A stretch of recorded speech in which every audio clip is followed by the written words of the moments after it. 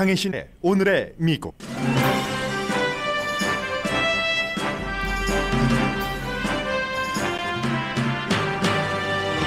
연방의회가 단기 예산안을 통과시켜 연방정부 폐쇄는 피할 것으로 보입니다. 미국 내 식당 운영자의 반 이상이 영업이 3개월 전보다 영업 환경이 나빠졌고 44%는 정상으로 돌아가려면 1년 이상 걸릴 것이라고 생각합니다. 미국의 바이러스 케이스는 지난 2주일 사이에 25%가 줄어들었지만 백신 접종이 정체돼서 사태가 크게 개선되지 않고 있습니다. 뉴욕타임즈는 한국을 포함한 아시아 국가들의 백신 접종 성공을 미국과 비교해 보도했습니다. 김여정 노동당 부부장이 최고인민회의 국무위원이 되고 김정은 위원장이 미국을 비난하고 한국에 손을 내밀었습니다. 이 같은 변화가 무엇을 뜻하는지 세계 전문가들이 분석합니다. 혐오 그룹을 포함하는 극단적인 우파 조직에서 공화당 엘리트 정치인들과 기업인들이 비밀리에 멤버로 활동하는 게 드러났습니다. 전국정책위원회라는 그룹인데 여기서 반이민 정책 등이 나온다는 분석입니다. 올해 할러데이 선물 가격은 크게 오를 것으로 보이지만 소비자들은 전보다 비싸진 선물을 기꺼이 살 것으로 예상됩니다. 니콜라 사코지 전 프랑스 대통령이 선거자금법 위반으로 1년 가택연금 판결을 받아 세계의 뉴스메이커가 됐습니다. 여러분 안녕하십니까? 오늘의 미국 강혜신입니다. 아니 2020년이 언제 시작해서 정말 우리 모두가 미국 사람들뿐만이 아니라 세계의 사람들이 코로나 바이러스로 허덕이는 동안에 9월의 마지막 날이 됐습니다. 미국의 연방 회계 연도 첫날은 10월 1일에 시작이 됩니다. 로컬 정부는 지역마다 약간 차이가 있지만 캘리포니아주 로스앤젤레스는 7월 1일부터 그러니까 6월 말까지가 회계가 끝나고 7월 1일부터 다음 해에 6월 말까지 이렇게 이어지는데 미국은 10월 1일에 시작을 해서 다음 해에 9월 30일에 끝납니다. 그래서 오늘 아마 이제 연방 상원에서 단기 예산안을 통과시킬 것 같은데 그동안 여러 번 말씀드렸습니다. 만약에 이 단기 예산안이 어떤 형태로든 통과되지 않으면 지금 기본적으로는 비상한선과 연관돼 있는 건데 아니면 오늘 밤 11시 55분 9월의 마지막 날까지 통과되지 않으면 10월의 첫날인 12시 자정 0시부터는 연방정부가 폐쇄되는데 그러한 것들이 이제 공화당이나 민주당이나 모두 정치적인 부담이 크기 때문에 어떤 형태로든 오늘 그 밤 11시 59분 전에 마무리가 될 것으로 보입니다. 어제 전부 합의를 했다고 하니까 투표 절차만 남아있고 혹시 제가 헤드라인을 여러분들께 말씀드리는 동안에 투표가 진행됐는지는 모르겠습니다만은 그런 것 같지 않고요. 지금 텔레비전을 고치고 있어서 텔레비전을 못 보고 있습니다. 그래서 이제 예산안에 사실은 이 단기 예산안 기간 산업도 그렇고 어떠한 부분이 얼만큼 포함되느냐 이게 굉장히 중요할 텐데요. 하원이 이미 통과시켰고 또 한 번 뭔가 다짐하는 일을 어젯밤에 했고 하원이 제가하는 이런 형태로 될 것 같습니다. 지난 몇 년 사이에 이렇게 그 예산안이 통과되지 않아서 연방정부가 잠깐 그 문을 닫았던 적은 있고요. 여러분들 기억하실 겁니다. 가장 최근에는 트럼프 전 대통령 시대에 또 한 12월 달에 무척 오랜 기간 동안 연방정부가 문을 닫았었기 때문에 그때는 공화당이 막강한 힘을 갖고 있었는데도 그랬기 때문에 많은 그 지적을 받았었고요. 일단은 이제 오늘 될 것 같으니까 나중 부분은 나중에 말씀을 드리고 만약에 안 된다면 여러 가지 문제가 있기는 하죠. 땡큐 고맙습니다. 혹시 201로 돌려주실 수 있으세요? 201이요 채널이요. 고맙습니다. 네, 역시 전문가가 오니까 금방 고쳐지네요. 저희 항상 이 방송실은 스튜디오는 생방송 동안에도 여러분들께 이제 최선의 것을 전해드리기 위해서 많은 그 노력들을 하고 있습니다. 고맙습니다.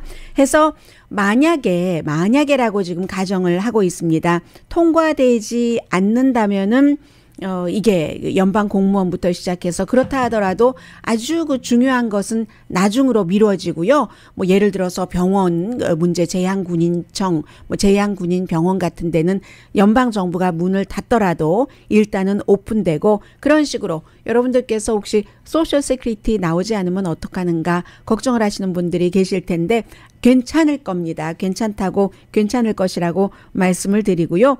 더 오래되면은 오래될수록 그동안 고맙습니다. 여러 번 말씀을 드렸었던 여러 가지 그 정부의 시설 또 시설이 문을 닫거나 서비스가 되지 않는 일이 되고 연방정부도 굉장히 손해가 많습니다. 그런 일이 있는데 일단 오늘 단기 예산안이 통과될 것이고 그리고 더 중요한 것은 이것이 통과돼서 내일 아침 여러분들께 연방정부 문 닫았어요 라는 부분적으로는 닫거든요. 연방 공무원들 봉급 지급되지 않고 하니까 그런 일이 없다면은 없을 것으로 지금 90% 이상 보고 있고요. 그렇게 될 때 몇 가지 또 중요한 경제적인 문제를 이제 며칠 안에 연방정부에서 해결을 해야지 되는데 그게 이제 빚 상한선 올리는 것 많이 말씀드렸죠. 채무 불이행이 되면은 뭐 여러분들 그 크레딧 카드 이자율도 올라갈 수 있다 하는 이 부분이 있고 어찌 보면 바이든 대통령에게는 더 중요한 것은 기간 산업안이 될 겁니다. 그리고 이 기간 산업안에는 잠시 뒤에 말씀드릴 식당이 정상적으로 언제 될 것인가 이것도 기간 산업안이 통과되느냐 통과되지 않느냐에 따라서 상당히 영향을 미치게 됩니다. 그래서 일단 단기 예산안 통과시켜서 내일 연방정부 폐쇄하는 것 막아놓고 빚 상한선 지금 재무장관은 10월 18일까지 통과시키지 않으면 우리 뭐 어디서 돈을 지불하지 않을 것을 결정해야지 됩니다 하고 통고를 했죠. 기간산업안은 8월 달에 아주 드물게라고 그 당시에도 여러분들께 말씀을 드렸습니다. 공화당 연방 상원의원이 19명이나 찬성을 해서요. 69표로 작은 한 1조 달러 조금 넘는 것이 통과가 됐죠. 그때는 공화당의 미치 매코넬 상원 원내대표와 다른 18명이 이제 합의를 해서 통과가 된 건데 이것보다도 더 중요한 것은 지금 3조 5천억 달러 이것을 민주당이 액수는 줄인다고 하지만 이게 통과돼야지 여러 가지 그 민주당이 지금 행정부가 주도하고 있는 사회복지 정책 같은 것들이 진행이 되게 되는 겁니다. 예를 들어서 차일드 케어 그 세금 공제 혜택 계속된다거나 킨더가든, 프리킨더가든 이런 내용이요. 또 장기적으로는 커뮤니티 칼리지 등록금도 무료로 하고 여러 가지 뭐 의료 시스템이라든가 재생에너지 뿐만이 아니라 이게 이제 지금 잠시 뒤에 말씀을 드릴 식당 업계에서도 이 같은 안이 통과가 돼야지만이 이 Build Back Better Act라는 게 있잖아요. 해서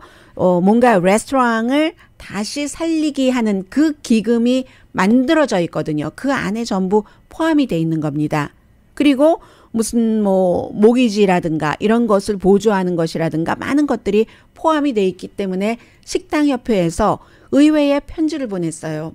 제발 이 3조 5천억 달러의 이 아주 큰 틀의 어떤 예산안 같은 것 좀 제발 통과 좀 시켜주십시오 라는 것을 했고 공화당은 굉장히 반대를 하고 있습니다. 공화당뿐만이 아니라 민주당에서도 몇몇 의원은 반대를 한다고 말씀을 드렸는데 그 모든 것들은 돈 때문에 그렇죠.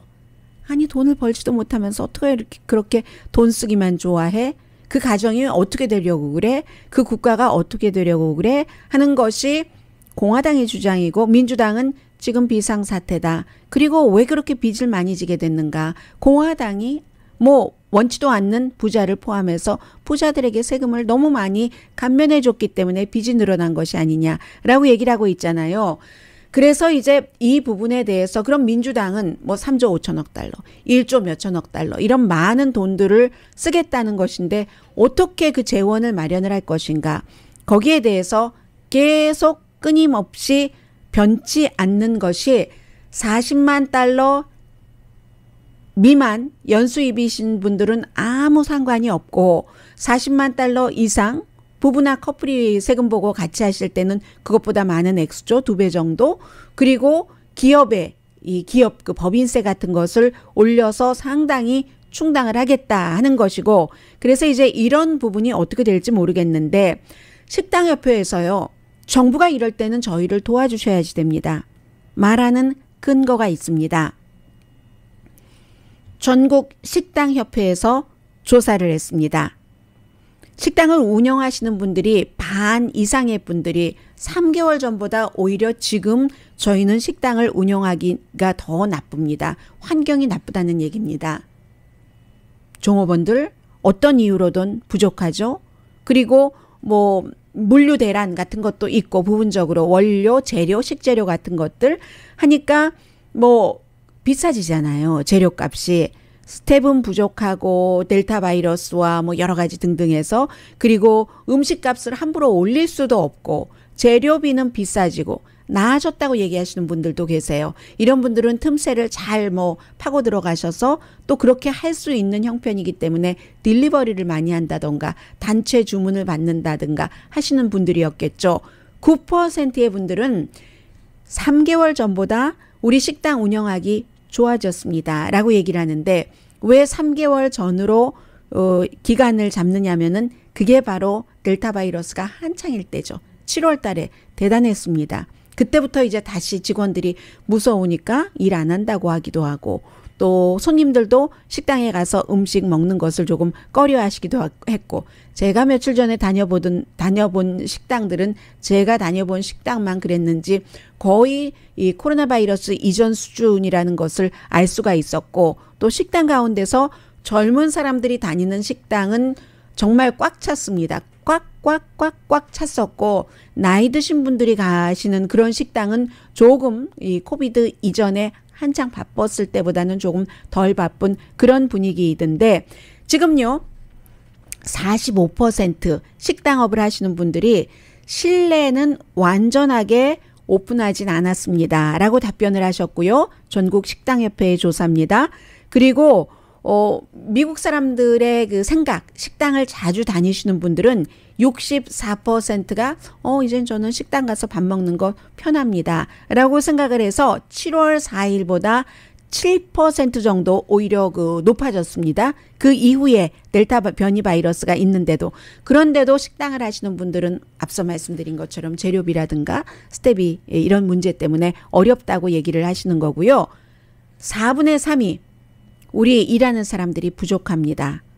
그리고 일하는 사람 스텝이 부족해요 라고 답변하신 분들의 83%는 적어도 10분의 1 정도의 스텝은 부족하고, 39% 되시는 분들이 20%, 5분의 1, 이것보다 지금 5분의 1 더 있어야지 되는데, 야, 저 사람 구하기가 왜 그렇게 힘든지 모르겠어요. 전부 전업을 했는지 왜 이러는 겁니까? 우리가 돈을 더 많이 들여도 안 오시네요. 일하시려고 하시는 분들이 라고 얘기를 하죠. 그러니까 자꾸만 운영 시간을 줄이고, 어쩌면 운영 시간을 줄여서 사람이 많은 것처럼 보이는 그런 식당도 있으리라고 짐작이 되네요. 말씀드리다 보니까.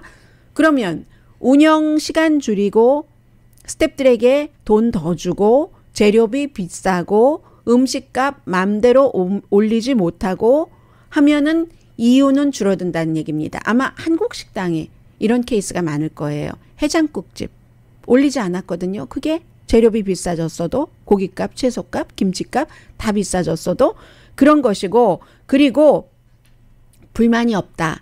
이제 전에는 우리가 만약에 식당을 하는데 소프트 드링크라든가 뭐 재료 같은 거 박스로 김치 오는 것 있잖아요. 전화만 하면 왔었던 그런 것들, 많은 병에 들어있는 그런 그 식당 재료들이, 식재료들이 지금은 거의 인터넷으로 온라인으로 주문을 하거나, 물론 한인타운에서 한국 분들이 거의 100%인 식당인 곳은 또 그런 곳에 그 재료를 공급하시는 분들도 한국 분들이기 때문에 큰 차이가 없을지 모르겠습니다만은, 조금만 타운에서 떨어져서 손님 가운데서 한국 분이 아닌 분들도 섞인 그런 곳은 거래처도 원래 식당의 거래처가 꼭 한국 사람만은 아니었기 때문에 온라인으로 주문을 한다던가, 주문을 해도 다 주지를 않는다던가, 이런 케이스가 지금 굉장히 많습니다.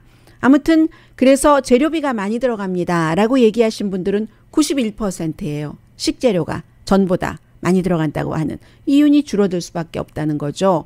잭 인 더 박스조차도 패스트푸드 레스토랑이고 아주 큰 체인이잖아요. 값을 올릴 수밖에 없습니다. 우리도 노동비가 올라가기 때문에 인건비 때문에 라고 얘기를 했고요. 중요한 것은 미래입니다.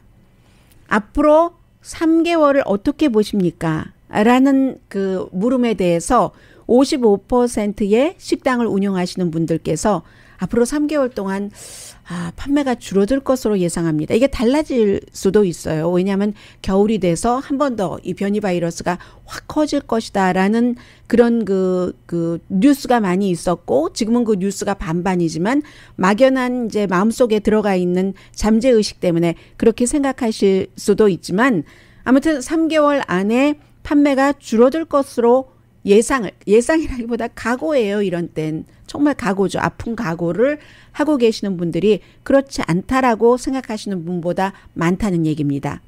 55%. 그러면 팬데믹 이전에 노멀로 가려면 어느 정도 걸리겠습니까? 기간이. 뭐 막연한 우리가 예상을 해보는 거예요. 식당 하시는 분들이 뭐 전문가가 아니잖아요. 뭐 어떤 상태에 있어서 몇 퍼센트 경제학자들도 모릅니다. 사실은.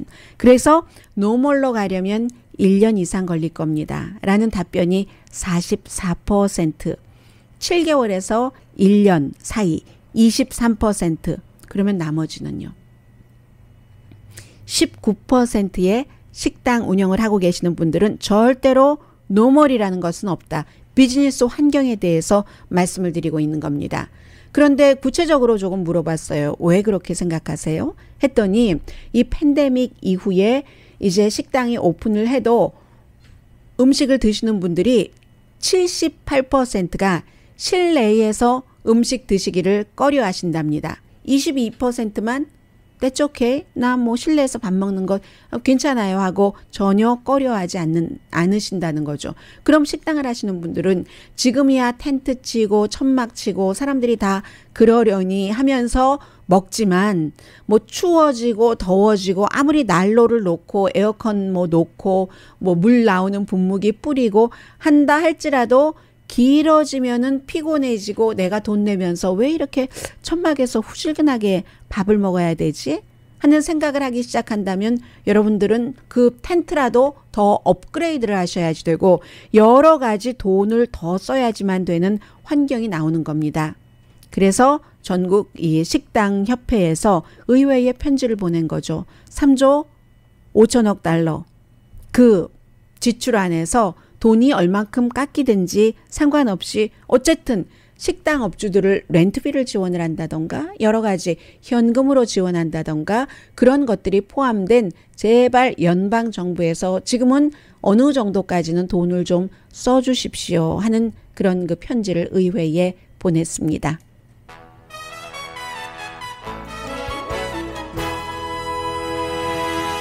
잠시 뒤에 뭐 여러 가지 그 중요한 뭐 코로나 바이러스에 관한 레이티스트 뉴스도 있고요.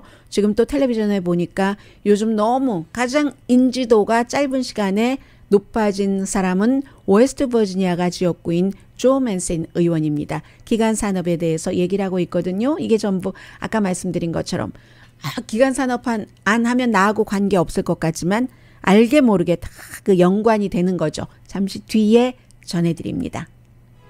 라디오 서울 방송 오늘의 미국 듣고 계십니다. 네, 지금 3조 5천억 달러짜리 그런 그 예산안을 조 맨신 민주당인 웨스트 버지니아가 지역구인 의원은 1조 5천억 달러로 하기를 원한다 하면은 이게 2조 5천억 달러도 아니고 1조 5천억 달러도 아니고 결국은 한 2조 달러 정도 2조 달러에서 2조 5천억 달러까지 갈 것 같지도 않고요. 한 2조 달러 정도에서 그게 그 합의가 되지 않을까 뭐 이런 느낌이 드네요. 왜냐하면 미국의 그 여러 가지 상황을 보면은 그게 꼭 맞는 것은 아니지만 지금 원래 3조 5천억 달러를 이 정도는 해야지 우리가 기후변화하는데도 돈을 쓰고 다리 놓고 뭐 놓고 합니다라고 생각을 했던 의원들이 이렇게 1조 5천억 달러라고 말하는 의원들의 마음을 안 거잖아요. 지금 민주당 내부에서의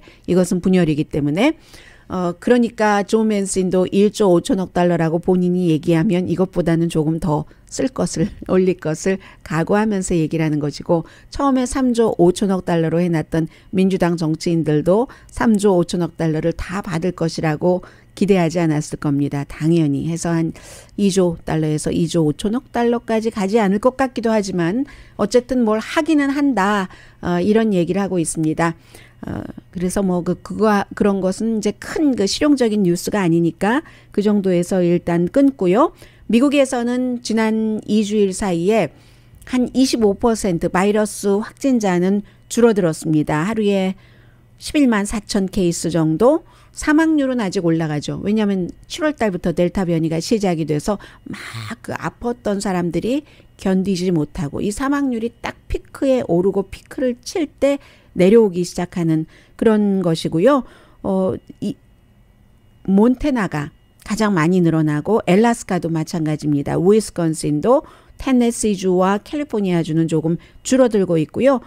감염률 자체는 인구 뭐 10만 명당으로 할 때는 커네디컷주 저쪽 동북부주가 가장 감염률이 낮아서 인구 10만 명당 14명 정도 되거든요. 그런데 이제 겨울이 됐기 때문에 지난 주말부터 계속 이제 그런 얘기들이 나오는데 트윈데믹, 팬데믹이 이 전염병이잖아요. 팬데믹인데 트윈이니까 쌍둥이에요. 두 개가 동시에 오는 트윈데믹이 올 겨울에 올 그 팬데믹과 독감이죠. 그래서 딱 우리 일반인들이 알아야 될 일은 몇 가지 안 되잖아요. 기본적으로 알아야 될 것부터 말씀드리자면은 독감 예방 접종과 팬데믹 접종을 백신 접종을 동시에 받아도 된다.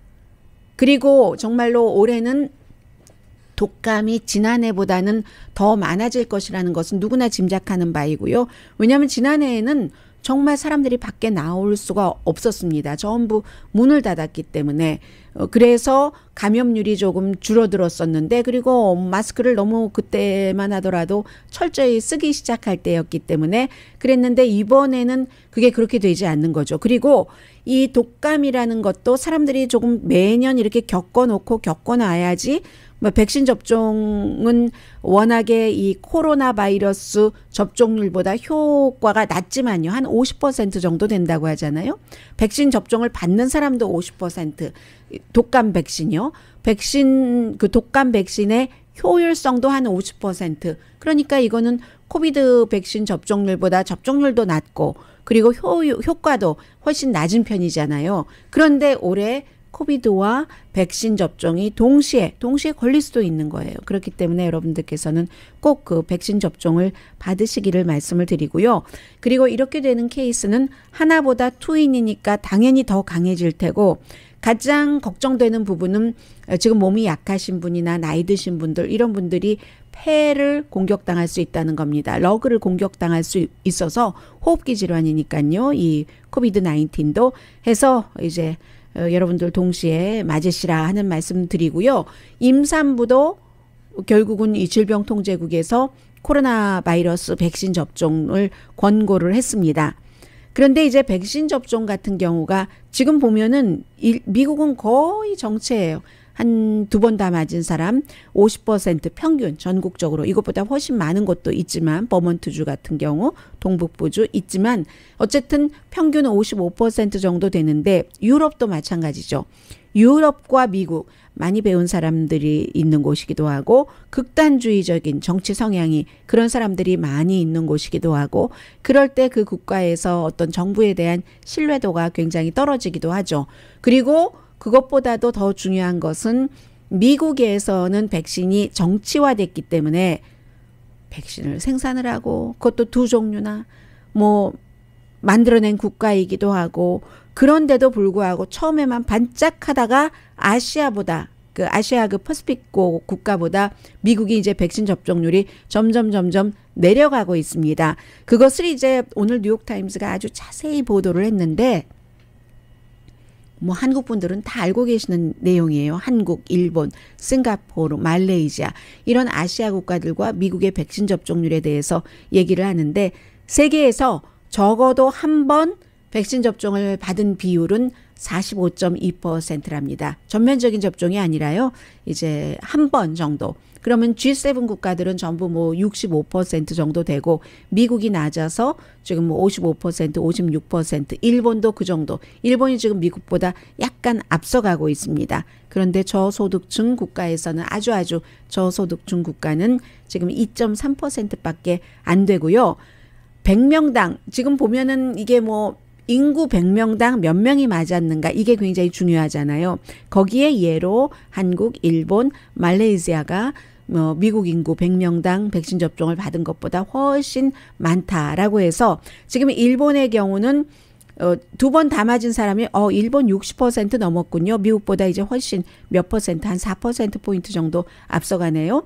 그리고 적어도 한 번 맞은 사람 70%. 일본은 조금 특이합니다. 2번 다 맞은 사람과 한 번 맞은 사람의 그 차이가 별로 없어요.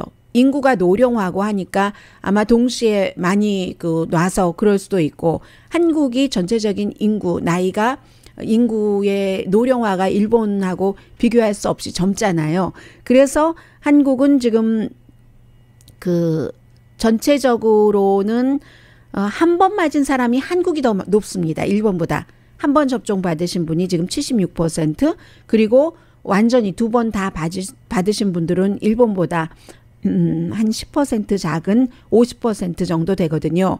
그리고 뉴욕타임스가 돌파 감염률에 대해서도 얘기를 했는데 한국은 뭐 0.6% 백신 접종 완전히 받았는데도 돌파 감염되시는 분들, 그러나 이게 아주 심각하게 돌파 감염으로 아프신 분들, 또 사망률은 뭐 0.1% 정도 된다고 얘기를 하면서 이 돌파 감염은 뭐 미국이나 한국이나 다른 나라나 그다지 많지 않고 하는 것은 비슷한 것 같습니다. 이 모든 것들이 백신이 미국에서는 정치화됐기 때문에 그렇다. 아시아는 대부분 이 한국을 포함해서 정부가 질병통제국 이거 맞는 게 좋습니다 하면은 없어서 못 맞잖아요. 그런데 미국은 그렇지 않기 때문에 예를 들어서 한국이 한 30만 명 정도만 커버할 수 있는 시스템을 가지고 백신 접종을 하는 뭐 예약을 받는다던가 그런 것을 운영을 할 때 뭐 대단히 많은 한 1,000만 명 정도가 뭐 지원을 했다고 하나요? 이런 것들을 얘기를 하고 있습니다. 그렇기 때문에 여름 그 직전까지만 하더라도 백신 접종률이 상당히 낮았는데 지금 이만큼 왔다 하는 그런 것들을 지금 얘기를 하고 있고요. 그리고 사실은 늘 새로 발생되는 뉴스를 전해드리느라고 그 뉴스 속에 인간이 사는 삶의 것까지 같이 전해드리는 것을 요즘 많이 못하고 있거든요. 그런데 백신 접종에 대해서 오늘 제가 어떤 뉴스를 봤는데 1918년도에 스페니쉬 독감도 이겼고 뭐 2차 대전 때 사랑하는 사람이 전투기 조종사였는데 그 많은 것들도 아픔, 슬픔 이런 것도 이겨냈고 그러셨던 분들, 그리고는 유럽을 간신히 탈출을 해서 미국에서 살다가 105세까지 사시다가 코로나 바이러스로 숨진 분, 할머니, 이런 분들에 대한 스토리들이 많이 나오고 있거든요. 커네디컷에서 2살 태어났는데 2살 때 엄마가 스페니쉬 독감으로 숨지셨습니다. 이분은 2살 때였던 거예요. 그런데 이 아버지가 그 당시만 하더라도 1918년도였으니까 남자가 아이가 둘이 있었는데 이 할머니와 할머니의 여동생이 있었는데 남자가 이 두 여동생을 어떻게 키우겠어요. 그러니까 이태리계니까 이태리로 아이들을 다 보낸 겁니다. 그래서 이번에 돌아가신 할머니는 포스터 홈에서 살면서 재봉을 하다가 사랑하는 사람을 만났는데 그 사랑하는 사람이 전쟁에서 조종사로서 전사한 거죠. 전사했고, 그리고 이제 미국에서 태어났으니까 미국 시민이잖아요. 이태리에서 미국으로 다 돌아가라. 돌아가지 않으면은 이거 쫓아낸다.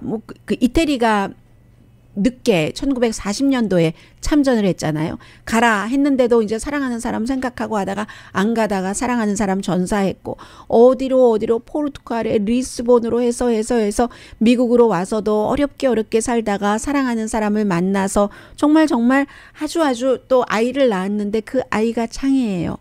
50년 동안이나 목발을 집어야만 걸을 수 있었던 그런 것까지 다 감내한 어머니. 그 어머니가 그렇게 강한 어머니가요.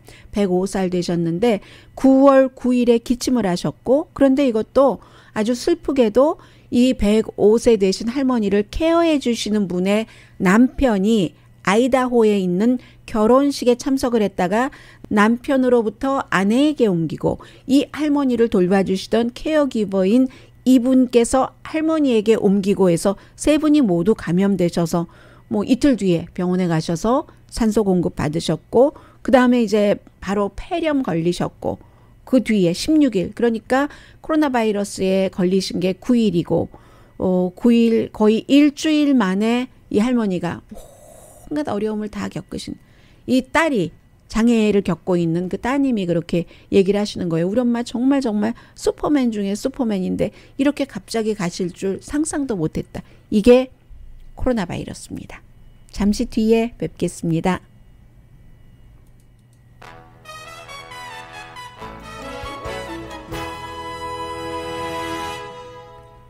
라디오 서울 방송 오늘의 미국 듣고 계십니다. 네, 뭐 주택시장 여전히 핫하다 하는 뉴스 오늘 많이 나오고 있고요. 그리고 세계적인 그 온라인 판매 추세 올해도 7%가 증가할 것으로 예상이 됩니다. 악시오스가 여러 그 전문 자료들을 분석을 해서 보도한 내용입니다. 소비자 가격은 할러데이 시즌 어제부터 사실 뭐 시작됐다 이렇게 보고 있는 사람들이 많은데 소비자 가격이 이번 할러데이 시즌에 20%가 오를 것으로 예상들을 합니다. 쇼핑, 물류 똑같습니다. 식당이 처하고 있는 것과 같은 어려움이죠. 한국에도 일한다는 사람 별로 없고 트러킹 회사 사람들도 마찬가지고 뭐 하역할 사람도 부족하고 하니까 뭐 물류 다 이런 것들이 잘 안 되고 있는 거죠. 인건비는 올라가고 해서 공급망이 언제쯤 편안해질지 알 수 없는 거죠. 저도 자동차 리스 돌려주고 해야지 되는데 한 달 넘겼고 또 2달째고 이렇게 되거든요. 그래서 그런데도 불구하고 소비자가 기꺼이 지갑을 열으신답니다. 아직은 뭐 어려울 때 뭐 연방 정부에서 보조받았다던가 아니면 팬데믹 기간 동안에 뭐 여행 안 가시고 쓰려고 하셨던 것 못 쓰셨던 그 부분이 남아있기 때문에 그런 것인지 어쨌든 기꺼이 돈이 조금 올라도 낸다. 아이템을 뭐 조금 선물 사는 그 종류를 줄일 수는 있어도 이런 생각을 하고 있고 항상 할러데이 때가 되면은 그 인형 마텔 인형 어린아이들 인형 얘기하잖아요. 이번에 뭐 2H21인가 그 유명한 인형들 그리고 지금 이것은 소매업계에서 나오는 얘기예요. 그 가능하면은 뭐 살 수 있을 때 사둬라. 나중에 가다 보면은 많이 몰리잖아요. 사람들이 코로나 바이러스도 있고 그리고 공급망이 원활하지 않기 때문에 물건이 선반에서 금방 예전보다 더 빨리 빠져나갈 수도 있다는 얘기죠. 그렇기 때문에 뭐 살 생각들도 있고 전문가들은 미리 사는 것도 크게 나쁘지 않다라고 권고를 하고 있습니다. 북한이요.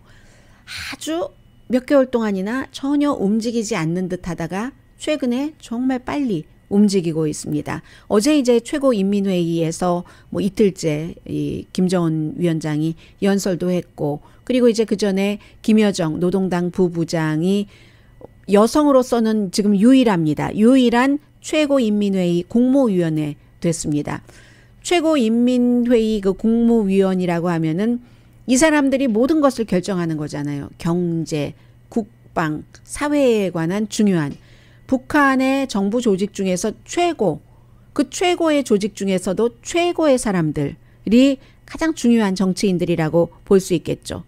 그 정치인의 여자로서 유일하게 김여정이 된 겁니다. 그런데 이제 이럴 때는 대강 뭐 이름까지는 알 필요가 없지만 어떤 사람이 나가고 어떤 사람이 들어가느냐 뭐 강등되는 사람도 있고 은퇴하는 사람도 있고 은퇴하기 싫은데 은퇴를 당하는 그런 케이스도 있잖아요. 그래서 보면은 지난 10년 동안에 김정은 위원장의 경제 정책을 맡았던 사람은 뭐 나이도 많지만 물러나고 그리고 강등된 사람도 있고 그 자리에 들어간 사람이 누구냐면은 신무기 책임자. 이제 미국에서는 그런 부분에 주목을 하는 겁니다. 이 극초음속 미사일을 며칠 전에 발사했다고 북한이 발표를 했잖아요.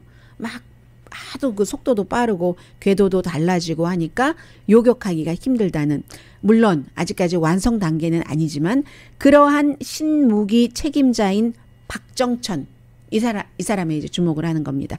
박정천과 이제 김여정, 그 밖에도 뭐 여러 사람이 있지만 또 젊죠. 이 김여정은 너무 젊고 해서 이 김여정의 최고인민회의 국무위원회 딱 그 선정이 된 것, 결정이 된 것은 북한의 권력 구조의 시멘트화, 완전히 그 시멘트로 발라버린다는 거죠. 김정은, 김여정 이런 형태로. 그러면 기본적으로는 이제 더 중요해 보이는 김정은 국방위원장의 연설, 최고인민회의 연설. 미국은 어제도 그 성김 북한 대사가 뭐 대화하겠다, 적대 감정 없다 이렇게 얘기를 했는데 북한은 딱 그 북한 마음을 지금 정해놓은 겁니다. 한국의 손을 뻗고 미국을 적대시하고, 사실은 북한은 그 한국에 대해서는 그 간간히 조금씩을 빼고는 거의 미국과 상대하려고 했고 한국을 이제 뒤로 놓고 이랬던 적이 많고, 지난번에 그 트럼프 전 대통령과의 회담을 할 때도 한국이 굉장히 주도를 하고 문재인 전 대통령이 다리를 놓고 했지만 또 어떤 순간에는 한국을 약간 그 내치는 듯한 그런 분위기가 있는 게 사실입니다. 이건 아주 북한의 티피컬한 정책이라고 뭐 누구나 다 알고 있는 그런 정책인데, 이번에 한국과는 또 그 관계 개선을 시사했죠. 10월 초에 그 핫라인을, 그 남북 통신 연락선을 복원할 뜻이 있다, 이런 얘기를 했고, 그리고 미국에 대해서는 아니 뭐 속임수, 적대 행동, 그리고 가면 뭐 이런 그 표현들을 쓰면서 바이든 행정부가 들어와서 더 나아진 것이 없다. 그렇게 속임수와 적대 행동을 가면 속에 숨기고 간다고 우리가 모를 것 같아? 뭐 이런 뜻이요. 그러면서 한국도 미국의 의사에 많이 따르지만 그럼에도 불구하고 뭐 10월 초에 핫라인, 전화, 팩스 이런 것 개설할 뜻이 있다라고 하면서 또 조건을 붙여요. 이중 플레이 태도하지 말아라. 뭐 이런 얘기는 하고, 어쨌든 남북 관계는 화해와 적대 사이에서 화해를 선택을 했다는 것이죠. 바이든 행정부는 점점 교활해진다, 이렇게 얘기를 했어요. 김정은 위원장이. 미국이 아무리 적대 의도가 없고 대화의 문이 열렸다고 말을 한다 할더라도 그 왜 지금 이렇게 미국을 멀리하고 한국을 가까이 하는 것처럼 보이냐. 넘버 1, 2, 3, 4 이유를 일반인들도 북한 뉴스를 쭉 팔로우하면은 알 수 있는 그런 내용들을 BBC 방송이 지적했습니다. 첫 번째, 한미 합동 군사훈련 끝났잖아요. 두 번째, 경제가 너무 어려우니까. 세 번째, 이 점이 조금 주목이 되기는 해요. 한국의 대선에 굉장히 신경을 쓴다는 겁니다. 대선이 있고 다음에 문재인 대통령을 이어받을 사람이 대통령이 될지 아니면 전혀 북한에 대한 정책이 바뀌어질지 모르니까 그 전에 북한으로서 받아놓을 수 있는 것은 그 챙겨야지 되는 그런 부분은 뭐 물리적인 것이나 아니면 상징적인 것이나 이거는 마무리가 돼야지 된다 하는 것이 북한의 생각이라는 것이고요. 그리고 뭐 네 번째는 BBC도 얘기를 하네요. 평양은 아주 오랜 동안 워싱턴과 서울을 따로따로 관리해 왔다. 목표는 워싱턴이라는 거죠. 목표가 워싱턴이라는 게 왜 지금 한국에 손을 벌리나 하는 두 번째 목표에 연결이 되는 거죠. 경제. 너무 어려운데 뭐 한국에 뭐 좋게 말해서 미국을 향해서 뭐 좀 풀어달라고, 제재 좀 풀어달라고 하면은 한국 정부가 그것이 풀어진 상태에서 아니면 적당하게 예외를 두는 상태에서 한국 정부가 미국을 지원할 수도 있잖아요. 그런 형태가 이유다라고 지적하고 있습니다.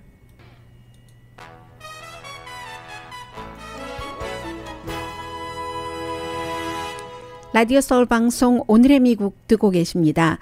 Council for National Policy라는 약자로는 CNP라고 부르고 한국말로 번역을 하자면 전국정책위원회 정도가 되는데, 이 전국정책위원회라는 데가 처음 만들어진 게 40년 전쯤이랍니다. 그 당시 이제 80년대예요. 81년도에 기독교 그 우파 몇몇 사람이 한 3사람 정도가 만들어서 그 당시에 이제 레이건 행정부에 굉장히 영향을 많이 미치려고 했는데 40년이 되니까 굉장히 규모가 커졌어요. 그래서 이 조직에서 뭐 뭐 여러 가지 그 보수적인 여러 그 이슈를 많이 다루는데 반이민 정책까지 포함을 했어요. 당연히 뭐 낙태 반대, 뭐 동성애 이런 거 반대가 돼 있고 하는데 문제는 이 멤버들이 분명히 있는데 멤버들의 리스트 이런 것을 공개하지 않거든요. 그런데 워싱턴 포스트가 어찌어찌하여 그 멤버들을 알아낸 겁니다. 뭔가가 새어 나온 거죠. 정부가 굉장히 비밀스러운 멤버 자체에 대해서는 몇몇 사람을 제외하고는 그랬는데 보니까 리스트를 보니까 공화당 정치인들, 부자 기업인들, 또 뭐 미디어 재벌, 반낙태, 반이슬람 극단주의, 또 혐오 그룹까지도 굉장히 많이 포함되어 있다는 건데 이 그룹에서 결국은 정치인들도 공화당 정치인들도 마찬가지고요. 해서 아주 극우의 이슈 자체를 메인스트림으로 그동안 많이 퍼뜨렸다는 얘기입니다. 트럼프 행정부의 리더들도 속해 있고 뭐 보잉의 부회장이라든가 맥주 쿠얼스 패밀리 스티브 포브스가 가장 뭐 경제계에선 잘 알려진 사람이고요. 포브스 미디어 창업자, 모건 스탠리의 수석 부회장도 들어가 있고 총기협회의 웨인 라피에르는 당연히 들어가 있고요. 뭐 탐 딜레이 같은 공화당의 정치인들도 들어가 있고 위스콘신의 주지사 스캇 워커 같은 사람, 그리고 뭐 라인스 프리버스가 트럼프 전 대통령의 비서실장이었잖아요. 이런 사람들이 들어가서 그 안에서 정말로 극단적인 내용들도 많이 나오는데 심지어 지금 빌 왈튼이라는 분이 회장인데 이분은 지난해에 대선 치를 때도 이건 선과 악의 싸움이다 이런 얘기를 많이 했고요. 그동안 뭐 부시 전 대통령도 이 그룹에 갔었고 트럼프 현 대통령 때도 당연히 갔고요. 그 밖에 이렇게 공화당의 정치인들을 굉장히 점점 더 영입을 해서 물론 트럼프 전 대통령이 이 멤버라는 얘기는 아니지만 영향력을 강화하고 있는 이 그룹이 굉장히 커지면 커질수록 극단적인 우파의 힘도 커진다는 내용이 어제 오늘 많이 보도되고 있고요. 니콜라 사코지 전 프랑스 대통령이 2007년부터 2012년까지 대통령이었는데 참 초라해졌어요. 뭐 선거 자금을 알면서도 2배 썼다 해서 1년 가택연금 벌써 이제 발찌 팔찌 같은 거 차고 다닌다죠. 강희신이었습니다.